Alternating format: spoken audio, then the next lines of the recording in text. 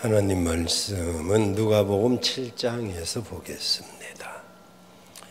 누가복음 7장 11절에서 17절까지. 누가복음 7장 11절. 그 후에 예수께서 나인이란 성으로 가실새 제자와 허다한 무리가 동행하더니 성문에 가까이 오실 때에 사람들이 한 죽은 자를 메고 나오니 이는 그 어미의 독자요 어미는 가부라. 그 성에 많은 사람도 그와 함께 나아오거늘 주께서 가부를 보시고 불쌍히 여기사 울지 말라 하시고 가까이 오사 그 관에 손을 대시니 맨 자들이 서는지라. 예수께서 가라사대 청년아 내가 네게 말하노니 일어나라 하시매 죽었던 자가 일어앉고 말도 하거늘 예수께서 그를 어미에게 주신대 모든 사람이 두려워하며 하나님께 영광을 돌려 가로되 큰 선지자가 우리 가운데 일어나셨다 하고 또 하나님께서 자기 백성을 돌아보셨다 하더라.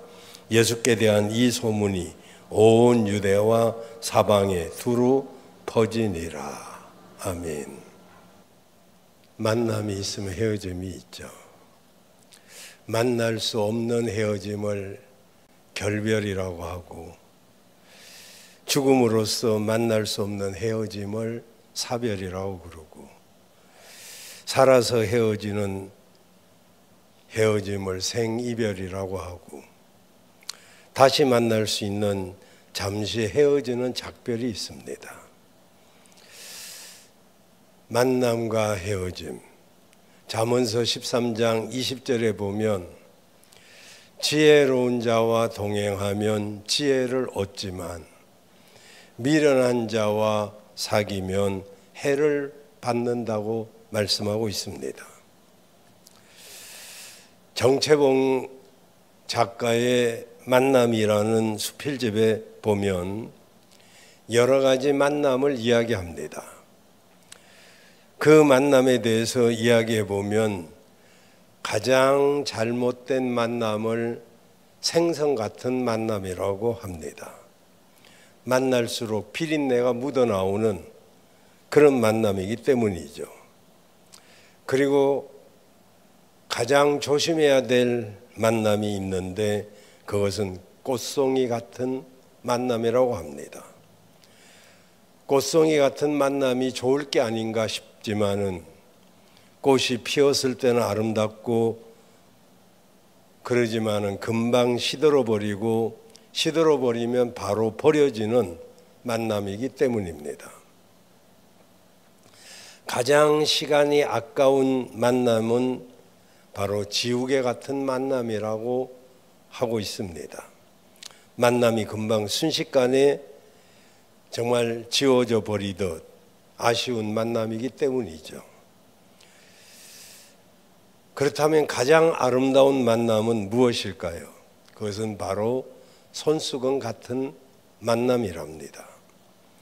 손수건 같은 만남은 힘들 때는 땀을 닦아주고 슬플 때는 눈물을 닦아주기 때문에 가장 아름다운 만남이라는 거죠. 이렇게 우리 인생에는 만남이 굉장히 중요합니다. 그리고 인생은 만남의 연속입니다. 우리는 여러 가지 만남 속에 살아갑니다. 만남이 중요한 것은 그 만남이 인생의 행복과 불행을 결정하기 때문입니다. 인생에서 가장 중요한 축복도 만남의 복인 것입니다. 여러분은 어떤 만남을 가지고 있나요? 여러분에게 사람을 살리는 만남, 사람을 세우는 그런 만남이 있기를 바랍니다. 오늘 본문 보면 나인성에서 죽은 한 가부의 아들이 장례식 도중에 살아난 이야기입니다. 성경에는 예수님께서 3번에 걸쳐서 죽은 사람을 살리는 이적을 보여주셨습니다.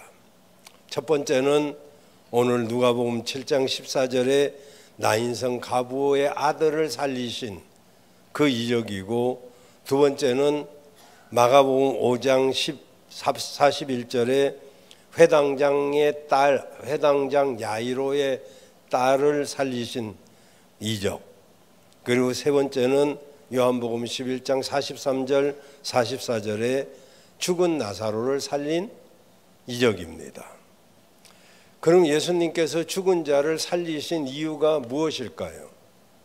예수님은 우리 문제를 외면하지 아니하시고 불쌍히 여기시고 긍휼을 베푸시는 분이란 것을 보여주시기 위해서 그런 이적을 베푸셨습니다. 또 하나의 이유는 예수님은 하나님의 아들로서 죽은 자도 살리시는 메시아이심을 나타내기 위해서입니다. 그리고 세 번째는 예수님 자신이 죽으셨다가 부활하신다는 사실을 미리 예시해 주는 그런 일입니다. 이것이 바로 죽은 자를 살리신 이유입니다. 오늘 본문에 나오는 나인성 가부의 아들을 살리신 이 본문을 통해서 만남의 의미와 만남의 결과를 생각해 보면서 우리 은혜를 나누고자 합니다. 본문에 나오는 만남, 어떤 만남일까요? 첫째로 슬픔의 만남입니다. 12절을 보면 12절의 주어는 사람들입니다. 성문에 가까이 오실 때 사람들이, 이게 어떤 사람이냐면 이 사람들은 나인성에 사는 사람들입니다. 이 나인성은 아주 조그만한 성이기 때문에 성에서 무슨 일이 생기면 다 알게 되는 조그만한 그런 마을입니다. 당시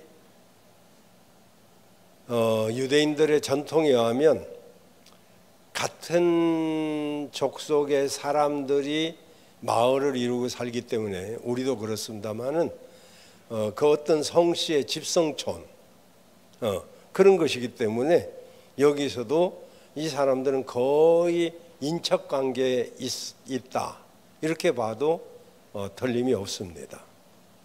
근데 이 나인성에 한 여인이 살고 있었어요. 아마 좋은 남자를 만나서 결혼을 하고 행복한 삶을 소망했겠죠. 그런데 그 소망은 오래 가지 않았습니다. 그만 남편이 세상을 떠나고 말았습니다.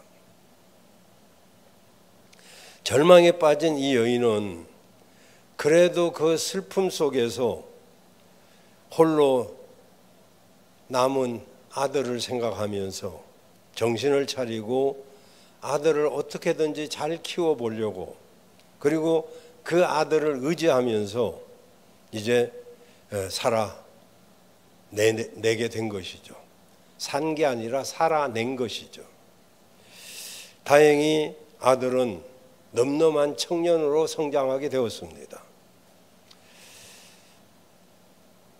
정말 희망을 가져도 될 만큼 잘 자라났습니다. 그런데 그 희망이 여지없이 무너져 버립니다. 하나밖에 없는 아들마저 어느 날 죽어버린 것입니다. 하늘이 무너지는 절망에 사로잡혀서 이 여인은 슬픔을 주체할 수가 없었습니다. 이 소식을 들은 나인성의 모든 사람들은 희망을 잃어버리고 슬퍼하는 이 여인의 슬픔에 공감하면서 함께 슬퍼했습니다. 죽은 시체는 불결하다고 생각하는 유대인들은 24시간 안에 이 장례를 치르는 유대인의 결례대로 이 나인성 사람들이 24시간 안에 이 청년을 이제 장례를 치르게 되었습니다. 사실 우리나라도 적어도 요즘은 뭐 90 이상 돼서 돌아가셔야 호상이라고 할 수 있지, 70 미만이면 아마 호상이라고 할 수가 없을 것 같습니다. 이 나인성의 모든 사람들이 한 사람이라도 슬퍼하지 않는 사람이 없었습니다. 다 슬퍼합니다. 이때 슬프지 아니하면 오히려 이상하죠. 정말 최호상이 아니라 최악의 흉상이라고 할 수 있죠. 물론 가장 슬픈 사람은 이 어미일 것입니다. 우리는 지금까지 이 어머니에게 의미를 부여해서 말씀을 보았습니다마는, 근데 오늘 본문의 주어가 사람들이라는 단어에 주목을 해본다면 그 성에 많은 사람들이 그와 함께 나오거늘 그랬죠. 수많은 사람들이 슬픔을 가지고 이 죽음의 행렬을 따라갑니다. 이 나인성의 나인은 바로 즐거움이란 뜻인데, 즐거운 성에서 전혀 즐겁지 않은 그런 일이 생긴 것이죠. 즐거워야 할 이 성에 수많은 사람들이 슬픔에 잠겨 있습니다. 그럼 당사자도 아닌데 나인성의 많은 사람들은 왜 이렇게 한결같이 슬픔에 빠져 있을까요? 그것은 바로 슬픈 사랑과의 만남 때문입니다. 여러분, 절망적인 고난을 당한 이 여인과 함께 슬퍼하고 울어주는 것은 당연하고 어쩌면 칭찬받을 일이죠. 이제 금연은 그렇지만은 그렇게 절망과 슬픔에 빠진 이 여인과 함께 당연히 슬퍼하는 것이 당연하지만, 다른 측면에서 보면 슬픈 사람과 함께 하면 슬퍼할 수밖에 없다라고 말씀을 드릴 수 있는 것이죠. 슬픈 현장에 있으면 나도 슬프게 되는 것이죠. 이 여인은 사실 슬퍼하고 싶지 않았겠죠. 절망하고 싶지 않았겠죠.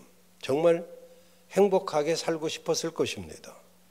그러나 인생은 그 뜻대로 되지 아니하고 슬픔이 이 여인의 삶에 찾아왔습니다. 그것도 슬픔은 항상 또 다른 슬픔을 친구로 데리고 다닙니다. 정말 엎친 데 덮친 격으로 남편이 잃은 지 얼마 되지 않았는데 하나밖에 없는 아들까지 또 잃어버렸다는 거, 이건 엄청난 정말 슬픔이고 절망할 수밖에 없는 일이죠. 우리가 잘 아는 시편 90편 10절에 보면 인생 자체가 슬픔이란 것을 알 수가 있습니다. 시편 90편 10절에 보면 우리의 연수가 70이요 강건하면 80이라도 그 연수의 자랑은 수고와 슬픔뿐이요 신속히 가니 우리가 날아가나이다. 그야말로 20, 30대는 그냥 세월이 안 가는 것처럼 느껴지지만 7, 80이 되면 그 세월이 날아가 버려요. 그리고 내놓을 것이 전부 아픔, 괴로움, 그 인생의 수고와 슬픔, 내가 의도하든 의도하지 않든 인생은 수고와 슬픔을 겪을 수밖에 없습니다. 오늘 본문의 사람들은 사실 자신에게 직접적인 슬픔이 있었던 것은 아닙니다. 그러나 슬픔의 현장에서 슬픔의 사랑과 같이 있으니 어쩔 수 없이 슬픔에 사로잡힐 수밖에 없었죠. 이 슬픔은 사실 피할 수도 있는 슬픔이겠지만 이들은 피하지 않고 함께 슬퍼하는 것입니다. 이런 모습은 칭찬받을 일이지만 본문은 그것을 보여주려고 하는 것이 아니라 인생이 이렇게 나 자신뿐만 아니라 내 주변의 일로 인해서도 슬픔에 쌓일 수 있다는 것을 보여주는 것이죠. 무엇보다도 이 행렬은 죽음의 행렬이라는 것을 우리가 눈여겨 볼 필요가 있습니다. 여러분, 인간은 태어나서 결국은 이 행렬에 들어갈 수밖에 없어요. 어쩌면은 이스라엘의 격언 말처럼 사람은 죽기 위해서 태어난다. 그러나 죽어야 영원한 삶을 살 수 있다. 이 말이 여러분에게 이해가 되기를 바랍니다. 함께 슬퍼해도 이런 슬픔은 반감이 되지 않습니다. 그래서 슬픈 것이 인생인 것을 이 말씀을 통해서 깨닫게 됩니다. 근데 두 번째로는 슬픔의 만남이 있는가 하면 두 번째로는 기쁨의 만남이 있습니다. 11절을 보면 11절에도 주어를 살펴보면 쉽게 알 수 있습니다. 그 후에 예수께서, 주어가 예수께서 알 수 있죠. 오늘 본문에는 예수님의 행적이 아주 짧게 기록되어 있습니다마는 11절에 그 후에 라고 시작이 되고 있죠. 그 후는 언제일까요? 7장 1절에 보면 예수님께서 가버나움으로 들어가시는데 그 가버나움에서 바로 백부장의 사랑하는 종의 병을 고쳐주십니다. 여러분이 이거 백부장의 종 고쳐준 거는 여러 설교를 통해서 다 아시죠? 자기 사랑하는 종이 병들어 죽게 되었을 때 예수님 앞에 나와 사정할 때 예수님이 가서 고쳐줄게 그랬더니 여기서 말씀만 하셔도 내 종이 낫겠습니다. 그러면서 정말 우리 같으면 막 찾아와서 눈물 흘리며 기도해줘야 속이 시원할 테지만 이 백부장은 여기서 말씀만 해도 낫겠습니다 라고 하는 그 믿음을 보시고 예수님이 놀래버리죠. 야, 이스라엘에서 이만한 믿음을 본 적이 없다. 그러면서 가라, 내 종이 나았다. 그러니까 그 시로 그 종이 나았어요. 그 일 후에입니다. 그 일 후에 어떤 신학자는 이 장면을 왕진하는 예수님이라는 표현을 씁니다. 다시 말하면 병자를 위해서 찾아가서 고쳐주겠다, 그런 이야기죠. 그만큼 예수님께서 특별한 관심을 가지고 가셨던 곳입니다. 이 나인성은 가버나움에서 이제 하루길밖에 안 되고 갈릴리에서 이제 예루살렘으로 가는 그 길목에 위치하고 있는 작은 동네입니다. 그리고 이제 이스라엘 평은 끝자락에 농사도 비교적 잘 되는 그런 비옥한 마을입니다.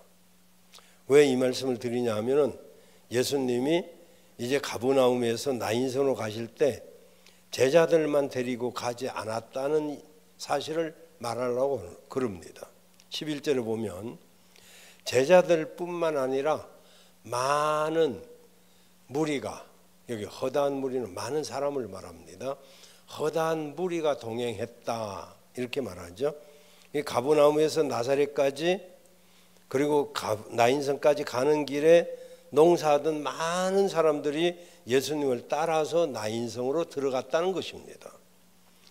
이 사람들의 모습을 한번 생각해 보십시오. 한결같이 기쁨이 넘치는 모습으로 나인성에 들어가고 있었어요. 이 가버나움의 백부장의 종을 고친 이 소식은 매스컴이 없는 그 시대에도 놀라운 속도로 소문이 퍼졌습니다. 아시죠? 발 없는 말이 천리 간다고. 사람들의 입소문이란 건 굉장합니다. 왜냐하면 17절에 보면 예수께 대한 이 소문이 온 유대와 사방에 두루 퍼졌다 그랬잖아요. 그러니까 발 없는 말이 천리 간다는 말처럼 갈릴리에서 일어났던 이 놀라운 일들이 유대와 사방으로 소문이 팍 퍼진 거예요. 그래서 우리는 갈릴리에서 당연히 이거 소문 났을 것이란 걸 알 수가 있죠. 그렇지 않다면 많은 무리가 예수님을 따라올 수 없겠죠. 자, 이것을 왜 길게 말하냐면은 이 사람들이 한결같이 기뻐하는 이유를 찾기 위해서입니다. 왜 이 사람들이 이렇게 기뻐했을까요? 바로 그것은 예수님과의 만남 때문입니다. 예수님을 만나면 기쁨이 생깁니다. 슬픈 사람을 만나면 슬픈 마음이 생기지만 예수님을 만나면 슬픔이 변하여 기쁨이 되는 줄로 믿습니다. 여러분, 지금 여기 기쁨으로 충만해서 많은 사람들이 예수님을 따라서 나인성을 가는데 앞에서 죽은 자를 메고 오는 장례 행렬의 사람들과 예수님을 따르는 사람들의 행렬을 보면 어떤 행렬에 서 있는가에 따라서 기쁨과 슬픔이 달라지는 것을 볼 수가 있습니다. 사랑하는 여러분, 예수님을 따르는 무리들은 자기 병이 고친 것도 아니고 환경이 바뀐 것도 아니지만 단지 예수님을 따라가는데 기쁨이 넘치는 모습을 볼 수가 있습니다. 여러분은 무엇을 따라가십니까? 죽음의 장례 행렬을 따라가십니까? 아니면 생명의 예수님을 따르고 계십니까? 여러분은 지금 누구와 함께 하십니까? 슬픔을 만나고 있습니까? 기쁨을 만나고 있습니까? 16절을 보면 모든 사람이 두려워하며 하나님께 영광을 돌려 이르되 큰 선지자가 우리 가운데 일어나셨다 하고 또 하나님께서 자기 백성을 돌아보셨다 하더라. 자기 백성을 돌보기 위해서 이 땅에 오신 예수님, 바로 그 예수님을 따라가기만 하면 슬픔의 인생이 기쁨의 인생으로 바뀌게 되는 줄로 믿습니다. 그러나 사람을 따라가면 결국 슬픔의 인생을 살 수밖에 없어요. 인생은 누구를 만나느냐가 그렇게 중요합니다. 장례 행렬이 아니라 예수님의 행렬에 서 있는 것에 감사하시기를 바라고 여러분은 예수님과 함께하는 여러분들 되시길 바랍니다. 마지막으로 오늘 본문에 보면 더 가까이 가서 주님을 따라도 더 가까이 가야 됩니다. 여기 간다는 표현이 3번 나오는데요. 11절에 나인이란 성으로 가실새, 또 12절에 보면 성문에 가까이 오실 때, 이르실 때입니다. 저게 성문에 가까이 이르실 때. 14절에 보면 가까이 가서. 이게 이제 연극으로 말하면 드라마틱하게 점점 현장으로 가까이 가고 있다는 표현을 3군데가 이렇게 점점 더 가까이 이렇게 표현을 하고 있습니다. 처음에 가버나움에서 출발해서 나인성으로 가시고 그리고는 시간에 맞춰서 장례식이 끝나기 전에 성문 앞에 가까이 가서 슬픔과 기쁨의 두 행렬이 서로 교차하게 되죠. 그리고 예수님께서는 죽은 청년이 있는 관으로 가십니다. 죽은 청년을 살리기 위해서 계속 가셨습니다. 그리고 청년 앞에 서서 예수님은 청년아 일어나라 라고 말씀하셨습니다. 죽음의 자리에서, 절망의 자리에서 일어나라. 죽은 청년도 예수님을 만나니까 살아났습니다. 슬픔에 빠진 한 가부의 장례식에 있던 슬픈 사람들이 예수님을 만나니까 모두 다 한순간에 기쁨으로 바뀌어 버립니다. 그리고 예수님을 따라왔던, 예수님을 만났던 제자들과 많은 무리는 지금도 기뻤지만 더 큰 기쁨을 맛봅니다. 여러분, 예수님을 따라가십시오. 예수님을 만나십시오. 예수님을 만나면 슬픔도 기쁨으로, 절망도 소망으로 바뀌게 되는 줄로 믿습니다. 누구를 만나느냐가 그래서 중요하죠. 수가성 여인은 우물가에서 예수님을 만났더니 절망이 소망으로 바뀌고, 룻은 보아스를 만나서 슬픔이 기쁨으로 바뀌었습니다. 이 만남의 복이란 게 그런 것이죠. 누구를 만나냐에 따라서 슬픔이 기쁨으로 바뀌기도 하고, 때로는 오히려 정말 속상한 일들이 있기도 합니다. 근데 오늘 본문에 보면 사람들이 사실은 냉정하게 보면 예수님을 사람들이 만난 게 아니라 예수님이 현장으로 찾아가셨다는 것을 알 수가 있습니다.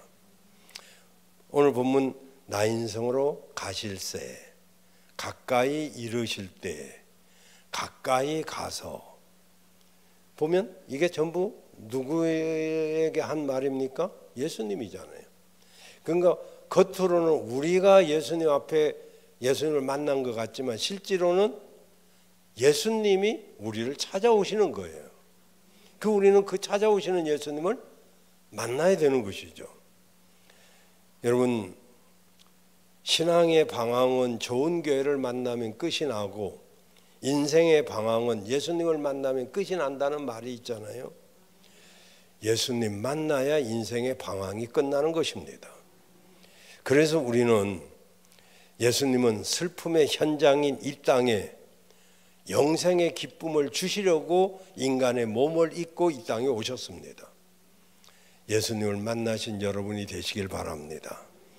먼저는 내가 지금 어디에 있는지를 먼저 살펴보시고, 내가 슬픈 행렬에 있는지 기쁨의 행렬에 있는지 어디에 있는지를 먼저 보시고, 그리고 주님과 함께하면 슬픔이 기쁨으로 바뀌고, 주님과 멀어지면 기쁨이 슬픔으로 바뀐다는 것을 아시고, 오늘도 예수님을 가까이 만나는 여러분들 되시길 바랍니다. 영국 시골에서 이 이야기만 하고 마치겠습니다. 한 달 살이 하러 나갔던 유난과 그 집 모든 사람들의 바람대로 되지 않고 바닷속에서 이렇게 죽은 모습으로 발견이 돼서 우리 마음을 무겁게 했습니다마는,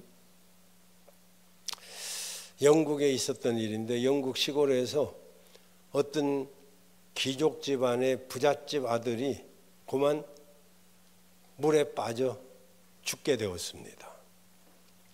그런데 그때 그것을 보게 된 가난한 집안의 한 아이가 수영을 해서 가까스로 그 부잣집 아들을 구해냅니다. 그 일로 인해서 이 두 아이는 아주 가까운 친구가 되었습니다. 고맙게 여긴 귀족의 아들이 가난한 친구에게 너 소원이 있으면 말해봐, 내가 가급적이면 들어줄게, 소원을 말하라고 합니다. 그랬더니 이 가난한 시골 아이가 나는 의사가 되는 게 꿈이야. 의대 가고 싶은데 뭐 등록금이 보통 비싸야지. 그랬더니 이 귀족 아들이 아버지에게 간청을 해가지고 그 가난한 친구를 런던으로 불러서 의학 공부를 하게 했습니다. 그러니 이 가난한 시골 아이는 열심히 공부해가지고 의과대학을 졸업하고, 그리고 열심히 연구를 해서 마침내 페니실린이라고 하는 기적 같은 약을 발명해냅니다. 바로 이 가난한 시골 아이가 알렉산더 바로 플레밍이라는 페니실린을 발명한 사람입니다. 근데 얼마 후에 플레밍은 그 귀족의 아들이 폐렴으로 죽어간다, 이 소식을 듣게 됩니다. 듣자마자 자기가 발명한 페니실린으로 그 귀족의 아들을 살려냅니다. 어릴 때는 귀족의 아들이 가난한 그 아이를 살려냈는데 이제는 나중에는 청년이 되고 그리고 성년이 되어서는 이 플레밍이 그 귀족의 아들을 살려냈는데 이 귀족의 아들이 바로 영국의 유명한 처칠 수상입니다. 말하자면은 서로가 서로를 살려준 아름다운 만남이었죠. 우리는 수많은 만남 속에 살아갑니다. 사랑과의 만남도 이렇게 아름다운 만남, 좋은 만남이 있습니다. 이런 만남이 여러분에게 있기를 바랍니다. 근데 이런 만남보다 인생의 최고의 만남은 바로 예수와의 만남입니다. 오늘도 우리 삶의 현장에서 때로 슬픔의 현장에서 가까이 찾아오시는 예수님을 만나기를 바랍니다. 그리고 슬픔의 삶이 아니라 기쁨의 삶이 되기를 주의 이름으로 축원합니다.